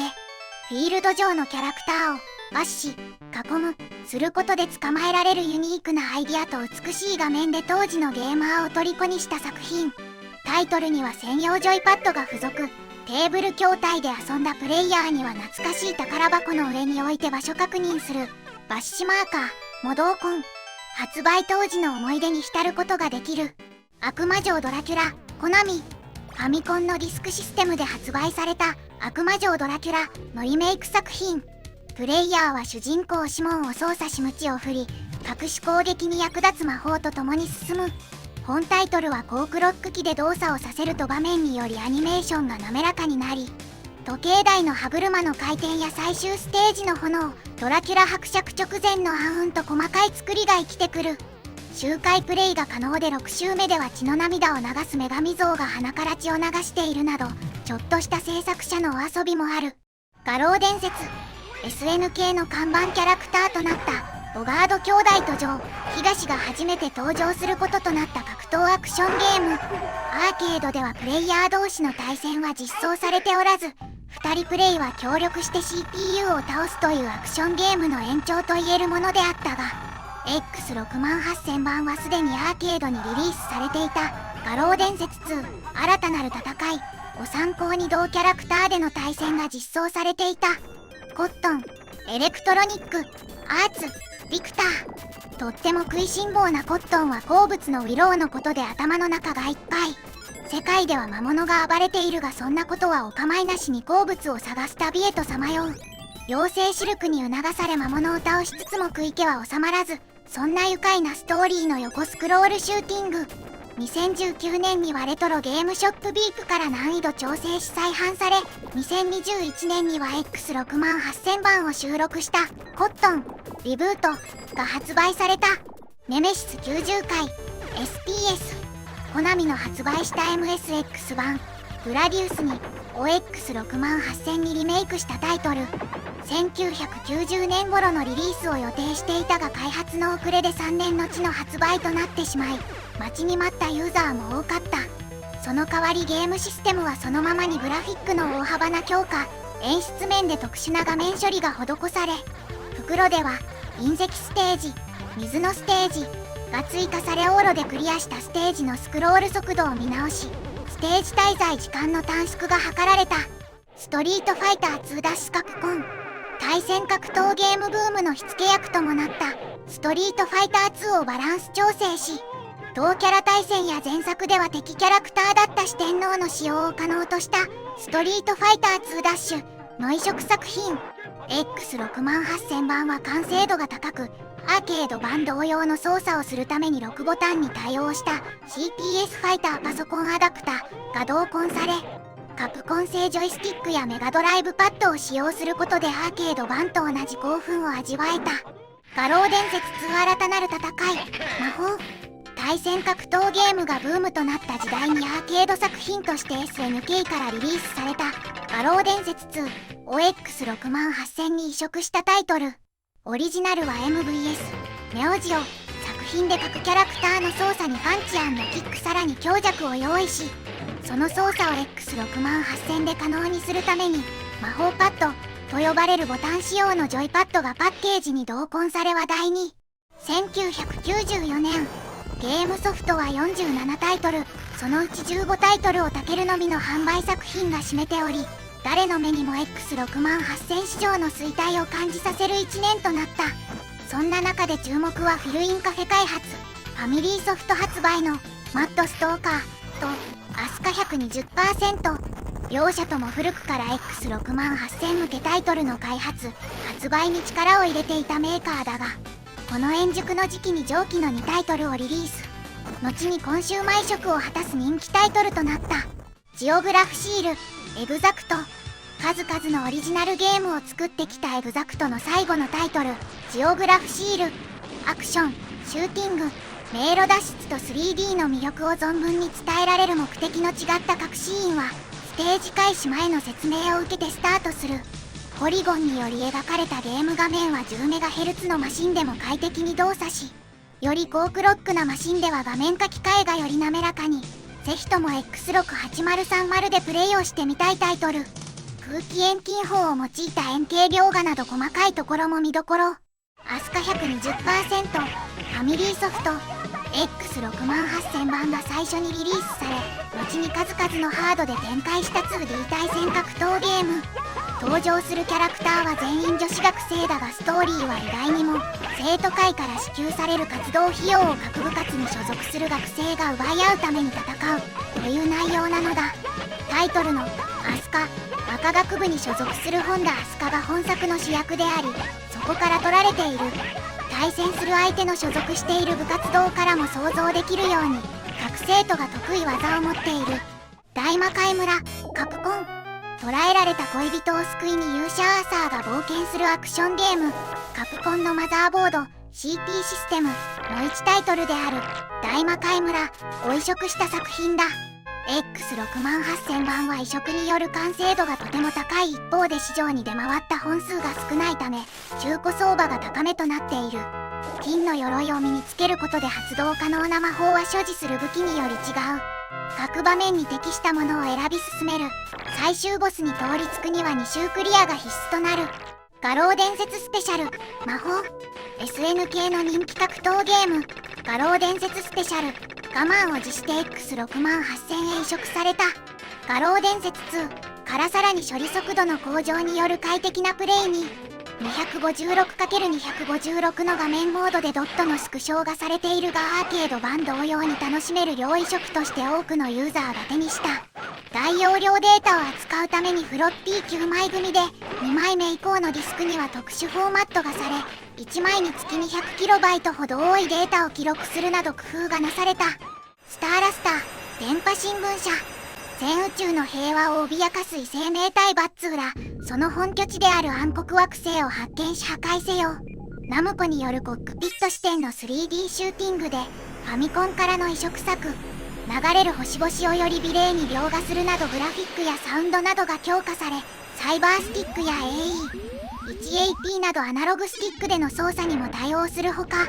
キーボードの LED の一部を機体状態のインジケーターにするなどアレンジ版の出来栄えが素晴らしい。ファミコン版も収録されている。スーパーストリートファイター2、カプコン。おなじみカプコンの対戦格闘ゲーム、スーパーストリートファイター2を移植したタイトル。新たに増えた4人のキャラクターと4つのステージが追加され、今までのキャラクターも一部技の追加や変更がなされたバージョンだ。X68000 版ではフロッピーディスクも6枚組となり、ハードディスクへのインストールが推奨されたが、環境が整っていればアーケード版同様のプレイが楽しめる両移植として多くのユーザーから高く評価された作品だ。1995年、発売された X68000 用ゲームソフトは14タイトル。この頃にはすでに DOS、V マシンによる Windows 勢力が台頭しつつあり、11月に発売される Windows 95でその流れが決定的となった時期であった。前年で主だったメーカーは X68000 市場から撤退しており、X68000 ユーザーの希望の光だった電波新聞社も6月に発売されたバラデュークを最後に13作まで続いたビデオゲームアンソロジーシリーズの幕を下ろすこととなった。逆にこの頃活動が活発だったのは同人ソフト市場で、反ソフトに引けを取らない作品がタケルを通じて発売されている。 X68000 を語る上でアマチュア活動の存在も大きかった。ビューポイント、ネクサスインターラクト、フィジ、ポリゴンを駆使したグラフィック&サンプリング音声によるクラブミュージックをメインとした楽曲起用で話題となった MVS、ビューポイントの移植タイトル。タメ打ちによる波動砲に数種類のボム、時期を援護する2体のオプションとシンプルなゲーム構成で遊びやすく、敵や背景など細かい描画に色々なギミック、多彩な構成を仕掛けるボスと見どころも多数。残念なのは描画処理が重いことだろうか。ディグダグ 2、電波新聞社、戦略的穴掘りゲーム登場。今度の舞台は海に浮かぶ島。パッケージ裏には収録に作戦がこのように紹介されたシリーズ第12弾。ナムコのディグダグ&ディグダグ2。主人公ディグダグが森を使い、敵を破裂させるのは両作品の共通点だが、ディグダグ2では前作が地底での戦いに対し、ドリルで島を崩して海に落とすという大胆なルールも、ゲーム、グラフィック、サウンドと細かい部分まで忠実に再現したディグダグをシリーズ通して楽しめる。バラデューク、電波新聞社、アンソロジーシリーズ第13弾にて最終タイトルとなるナムコの名作アクションシューティング、バラデューク。プレイヤーは宇宙辺境警備隊のファイターとなり、オクティ族に追われるパケット、黄色い一つ目キャラたちを救うため地下要塞、バラデュークへと向かう。ファイターは8方向に自由に動かせるが空中に浮いているためにショットを放つと衝撃で少し反対方向へ動く。各フロアのオクティ族を全滅させ6フロアごとに待っているボスを倒そう。1996年は X68000 のソフト販売が終了した年でもある。あとは同人での活動がメインとなる。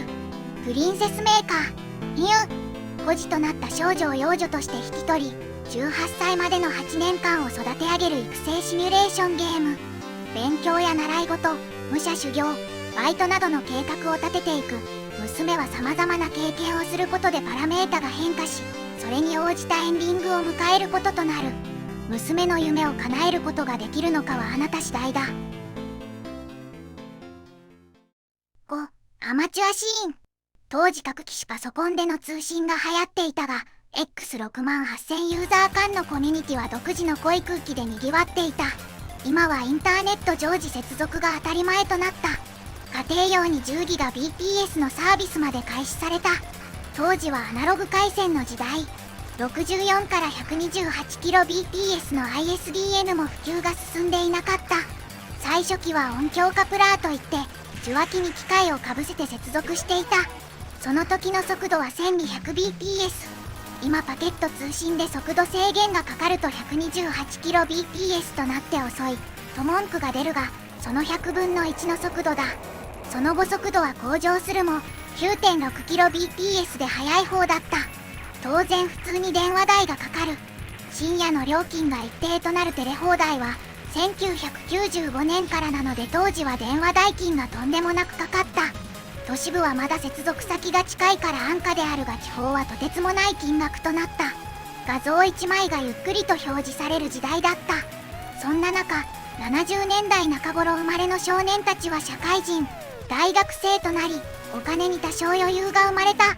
そこで X68000 を手に入れ、パソコン通信で交流を深めた。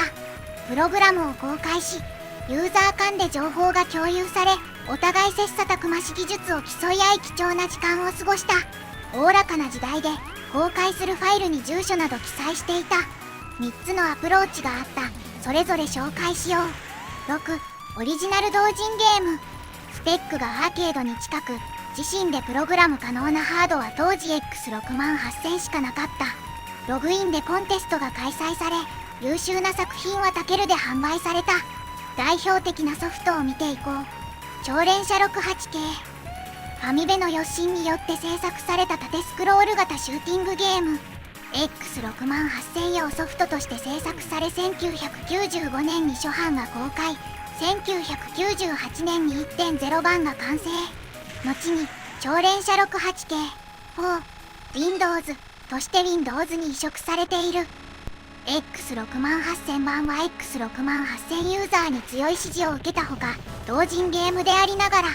1990年代最高のシューティングゲームの一つとして数えられることもある。現在は X68000 版、Windows 移植版ともにフリーソフトとしてダウンロードできる。7. 映像デモシーン。グラフィックス処理を得意とした X68000 は90年代中頃まで特に映像表示最適化が過熱した環境の一つだった。グラフィックス処理の高速化に関する書籍や雑誌記事も存在した。1991年第1回 X68000 芸術祭が開催された。多くの著名なクリエイターがこのコンテストを登竜門として利用してきた。1989年からプロジェクトチーム動画により始まる CG アニメコンテストは X68000 との関わりも深く、動画 CGA システムとして X68000 用 CG アニメ制作用システムソフトとして公開されていた。第12回 CG アニメコンテストグランプリ受賞は新海誠氏による彼女と彼女の猫である。こちらは Mac で制作されているが、新海誠氏は X68000 ユーザーでもある。日本ではアミガを扱った最初の書籍、アミガパラダイスが1989年に刊行され、著者の桃園隆夫氏はフジテレビのゴーゴルーが1992年から1994年でアミガによる CG パートを担当された。1990年代前半 X68000 が黄金期を迎えていた。ユーザーは X68000 こそ最強であると考えていた。そのような中 X68000 ユーザーの間で海外パソコンのアミガはもっとすごいらしいぞという噂話がちょくちょく飛び交っていた。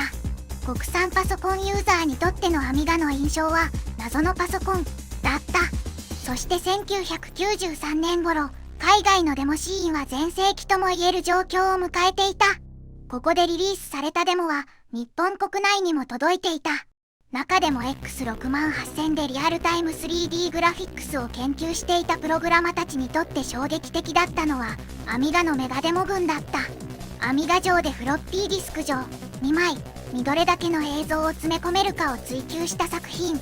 わずか 7.16MHz の CPU と DMA のみでリアルタイム動作を実現している。動画圧縮もすごいが、衝撃的だったのは動画がキューブにテクスチャマップされるシーン。その衝撃はものすごく、これがアミガなのかと打ちのめされた X68000 ユーザーはさらなるリアルタイム 3D グラフィックス追求の道へ進むことになる。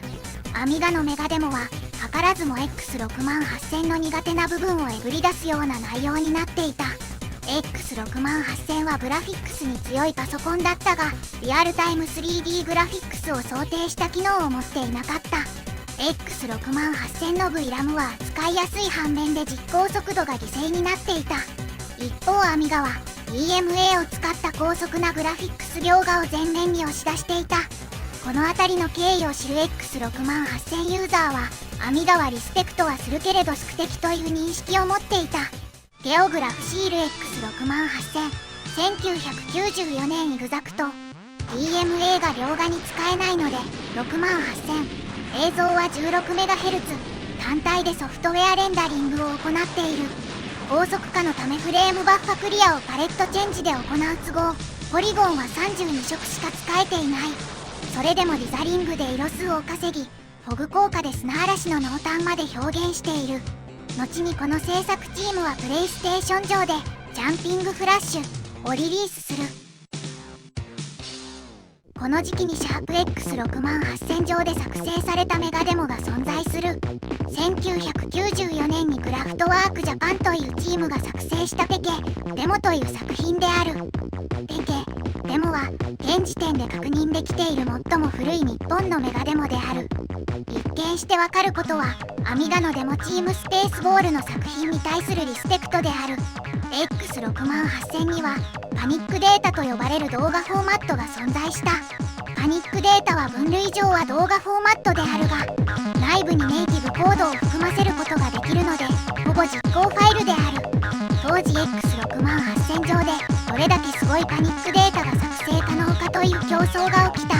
こちらは聖マリアンヌ BBS の宣伝用に作られたパニックデータ1994年である。 BBS とは当時掲示板機能のみを持つサーバーに電話回線で直結して情報交換するというインターネット普及前のパソコン通信の仕組みである。このパニックデータは当時その BBS にアップロードされていた画像データなどをつなぎ合わせて作成されている。落書きっぽい絵で圧縮率を稼いだり、バックグラウンドで画像のデコードを行ったり、技術面でも頑張ったメガデモ的な作品となっている。ファイルサイズは 1.66MB である。8. X68000 サウンドの世界。 X68000 は1チャンしか ADPCM を再生できない。一つの PCM チャンネルで複数の音を鳴らすことは可能である。最近ではメガドラミニで4チャンの PCM を鳴らすことができる。 PCM の値を単純に足し算するので Z80 でも制御可能である。 X68000 は ADPCM と呼ばれる差分圧縮方式である。直近の値からどれくらい上がったか下がったかを数値化することでデータ量を削減できる。この場合メガドライブで行った単純な足し算ではできない。 PCM の合算処理は複雑で、中の人がちょくちょく音楽動画を上げているが、だいたい12チャン程度の音の合算計算でライゼン7 4800U 8コア16スレッド最大 4.2GHz でも3分の曲なら同じくらい時間がかかる。5. 江藤博氏が作成した PCM8 と呼ばれるソフトウェアが存在した。16ビット 10MHz の 68000CPU で8チャンの ADPCM 合算処理をリアルタイムで実行できたのだ。ただの音楽再生ソフトではなくドライバとして稼働し、X68000 が8チャンの PCM があるように挙動する。通常は不可能な音量調整もチャンネル単位で行うことができた。仕組みはこうだ。PCM8 は割り込みを使用して発生リクエストのあった ADPCM を PCM に展開し、音量変化が指定されている場合は適切にデータを変化させ、PCM を発生分足し合わせた後に再び PCM から ADPCM に変換してハードウェアに引き渡す。仕組みは簡単だが、誰もこれがソフトウェアでリアルタイムで処理できるとは思っていなかった。 ADPCM と PCM の変換作業は非常に複雑な数式からなっており、常識で考えてリアルタイムで行うことは不可能と思われていた。実際普通にやると不可能なのである。しかし PCM8 の作者の江藤博氏はこの ADPCM、PCM への12544パターンの変換結果を膨大なテーブルに事前に用意することで実現した。第二次世界大戦でゼロ戦パイロットが6分離測定で現在位置を計算するのではなく、事前に女学生が日時と太陽、緯度経度の膨大な予測計算を行い、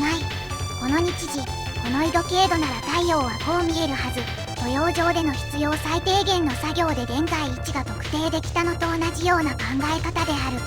それでもドライバが非常に重いことは確かで、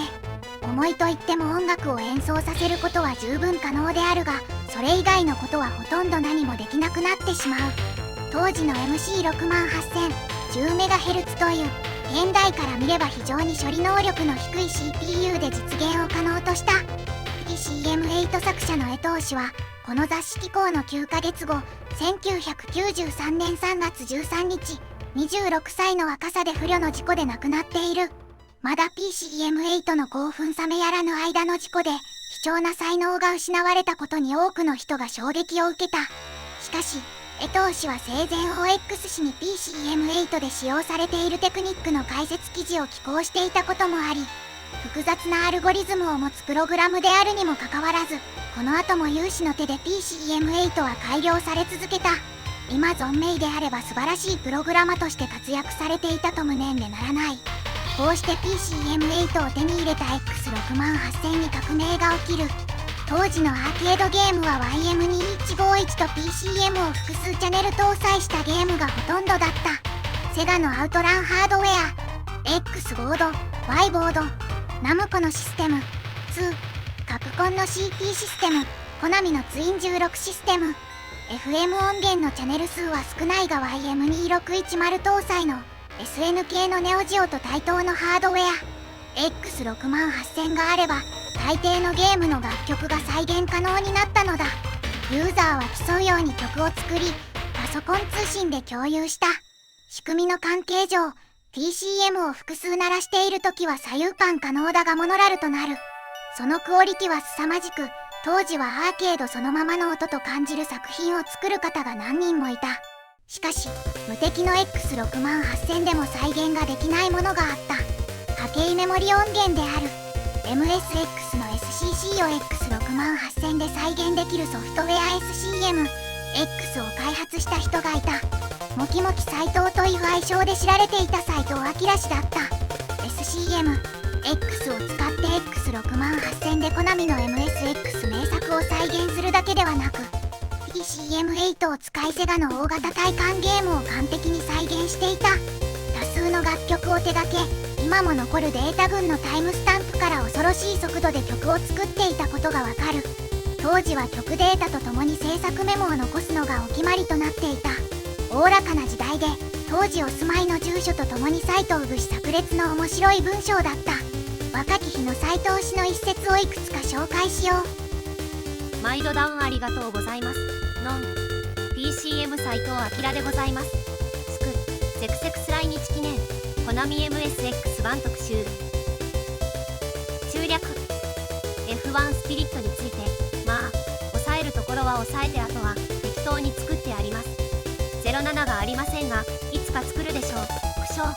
原曲は効果音が鳴るところは録音で構成されてますが、多分一応は地音全部使ってあります。できるだけ原曲と同じ構成にしたつもりですが、どうしてもわからない構成の曲がありました。まだ私も修行が足らんな。07はやっぱり単独でアップになるのかな。 F1 スピリット 3D スペシャルについて、この曲は OPLL で鳴っているので、それ相応に音色のオペレーターマスクを3にするなどして、なぜそこまでする、ちゃんと2オペレーターで作っています。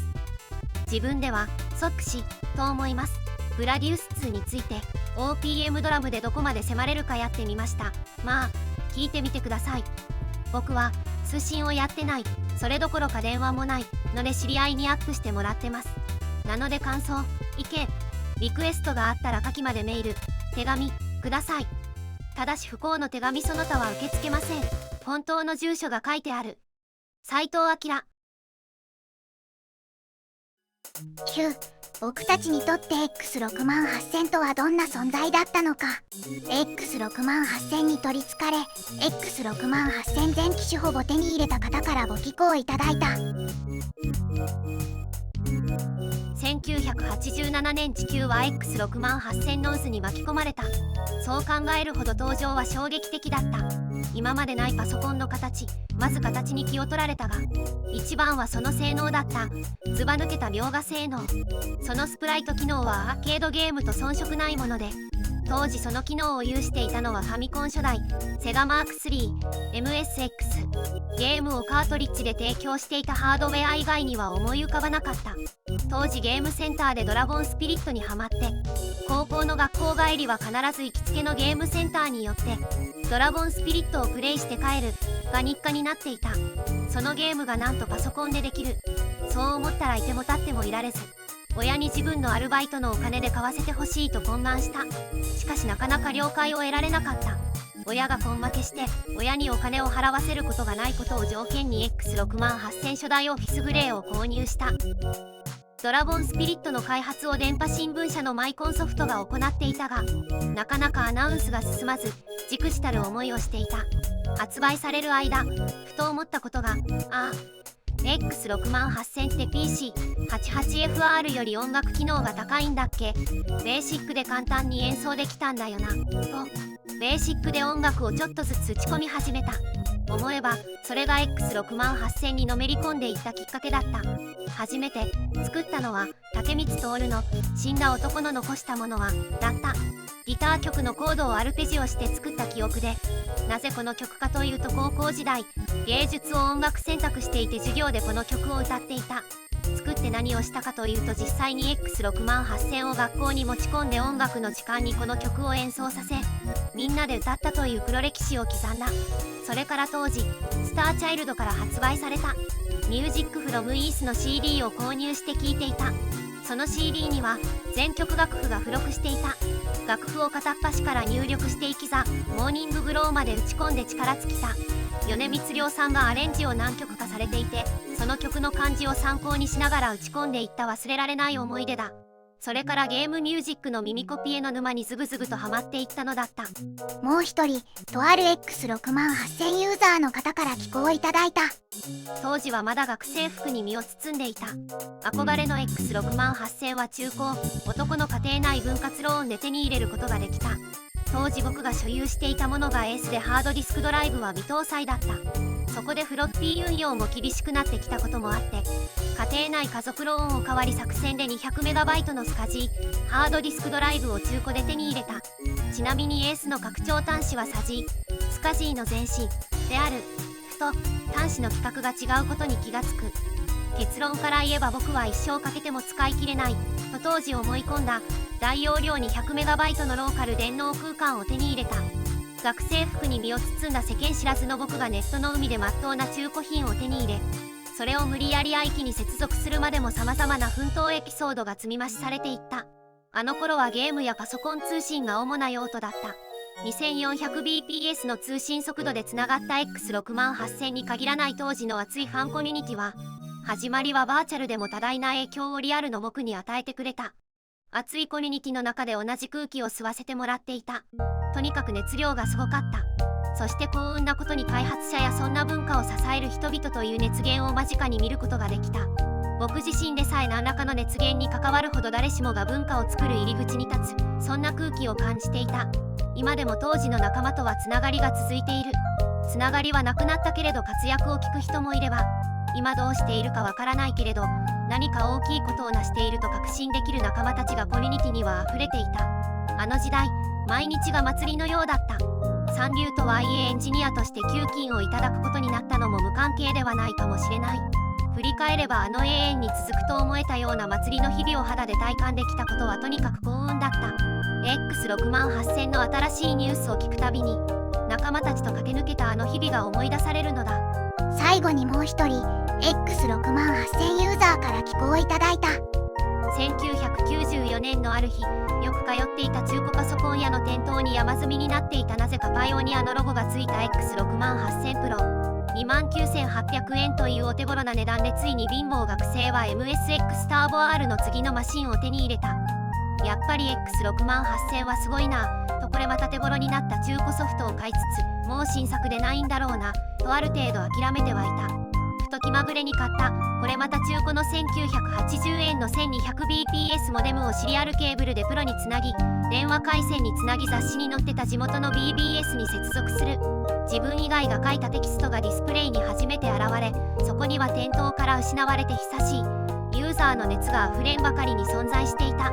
そしてそこはあくまで辺境であり、日本のどこかにはもっとすごいところがあるという。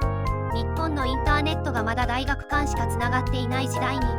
情報を集めるために全国各地の BBS に電話をつなぎ、電話代のために食を抜く日々。そしてそれは確かにあった。 HIOCS、数字、ミント、ピク、JPEG エド、MXDRV、MMDSP、マイクロ EMAX、GCC、ハス、HLK、ステッド2、マーキュリーユニット、エトセトラエトセトラ、数え上げればキリがない。そしてそれらのツールを駆使した圧倒的なまでのコンテンツ、 MDX も PAN も MAG も MSL も RCP も MIDI も WAV も皆再生できて、その再生性能を競った。そこにはユーザーたちのなければ作るの精神がどこまでも先鋭化し、情熱があらゆるものを生み出す世界が存在した。自分の手で世界に届く乱熟期を迎えた X680X の世界はやがて来る世界を垣間見せてくれた。1970年中頃生まれの世代が高校生時代に買えなかったが、故郷を離れ都会へ出て社会人になり大学生になり、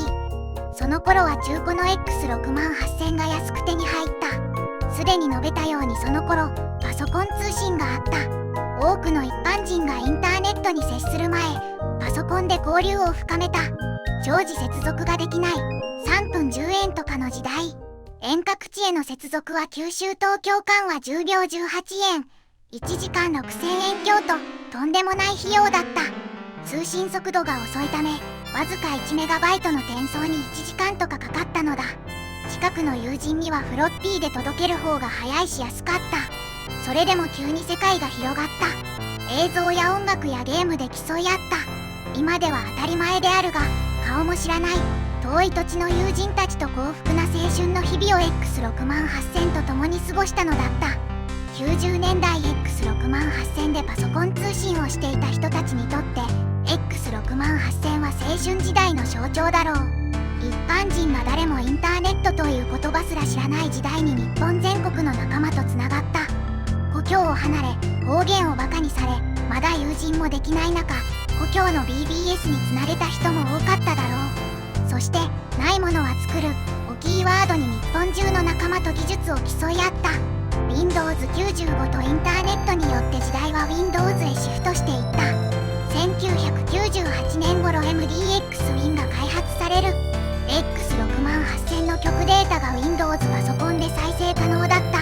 X68000 ユーザーは舞台を Windows とインターネットに移して活動していった。90年代後半はインターネットに申し込むと個人ホームページを作ることができた。たくさんの個人ホームページで X68000 の活動をそれぞれ楽しんでいた。 X68000 をきっかけに音楽家、映像作家、プログラマーなどプロになった人も多い。もう学生でなくなり、結婚し、家族の幸せのために必死に働いた。そして今回ご寄稿いただいた方も含めて X68000 への情熱が少しずつ失われていった。時を同じく無料でサービスを提供していたホームページサービスが順番にサービスを終了していった。そして書き込んだ BBS や作ったソフトや情報が入ったホームページが一つまた一つと消えていった。あの仲間たちと駆け抜けた青春の日々がまるで幻だったように。その後 YouTube がサービスを開始。今では YouTube で懐かしのゲームの曲を聴くことができる。それまではサントラを買うか MDX-Win でしか曲を聴けなかった。サントラ CD は時間制限があるので未収録だったり曲が途中で終わるものが多かったが、 MDX-Win ではフルで曲を聴くことができた。またチャンネルごとに音のオンオフが可能であり、曲の音を分解して楽しんだ。僕も資格取得の勉強中などずっと懐かしの曲を聴いて勉強に励んだものだった。それから月日が流れ僕はゲームから離れていった。子供にせがまれて 3DS を買った。セガから体感ゲームの 3D 復刻版が発売されていた。当然秒で購入した。クレジットで懐かしい名前を見つける。斉藤明氏だった。ウェブインタビューで確信した。あのモキモキ斉藤さんか。大好きなゲーム業界で働けてよかったなと感動して MDX-Win を久しぶりに起動し彼の作った曲を聴いていた。ウェブに乗る斉藤氏のインタビューは相変わらずの斉藤節だった。通常セガの体感ゲームは偉大すぎて大抵の移植は評価が厳しかった。オリジナルが正義だったからだ。それを立体視という方法でオリジナルを超えることができた。ゲームとは関係ない会社に一度就職するも、その後彼が愛したセガのゲームを手掛けることができて幸福だったと思う。あの愛してやまないサンダーブレードも斉藤氏の熱意でゲーム化された。その後2016年2月 M2 堀井社長により訃報を知る。堀井社長の優しさと彼への熱い思いが込められたコメントは M2 のサイトで見ることができる。合わせて斉藤氏のインタビューはスペースハリアー動画で語っているのでそちらもご覧いただきたい。セガ体感ゲームを世界一愛してセガ体感ゲームに世界一愛された男だった。 X68000 時代に斉藤氏と共に青春時代を駆け抜けた仲間たちが集まって斉藤氏を偲んだ。テーブルの上には彼が、そして仲間たちが愛した X68000 が据えられていた。僕は斉藤氏を音楽とゲームとそして彼が残した楽曲テキストとインタビューでしか知らない。いつもニコニコして文面から溢れる斉藤節そのままのような人だとイメージしていた。彼を知る人物に尋ねてもえはいつもにこやかなイメージが霞むことはないそうだ。彼の存在を、足跡を動画に残したことを何人かの方に感謝された。僕の動画で何度も登場いただいているので、少なくはない方が斎藤明氏というセガを愛した天才プログラマーがいたということを彼の作品とともに記憶に残してくれるだろう。斎藤氏が亡くなって半年後、2016年8月「君の名は」が公開される。第12回 CG アニメコンテストグランプリを受賞した新海誠氏監督作品である。作品中に X68000 が登場する。新海誠氏も X68000 への熱い情熱を忘れていなかった。そして2023年 X68000 のリメイク版 X68000Z シリーズが発売された。2024年令和の時代に X68000 用新作アドベンチャーエミディエイト X が発売された。まだ X68000 の鼓動を感じられる。 X68000 は何段階かに分けられる。最初は今でいうゲーミング PC だった。当時の中高生にはとても買えない高嶺の花だった。次の段階は少年が大人になり、価格も手頃になった90年代前半。パソコン通信によってコミュニティが生まれて、ソフトはリリースされなくなったが、ある意味最もユーザー間で反映した時期だった。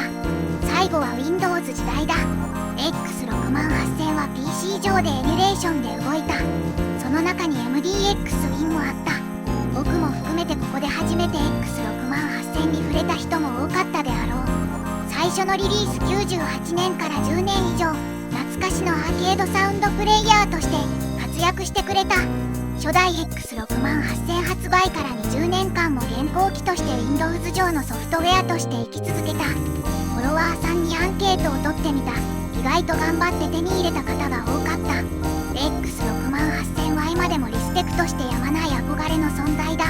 多くのアーケード少年、パソコン少年にとって X68000 は特別な存在だった。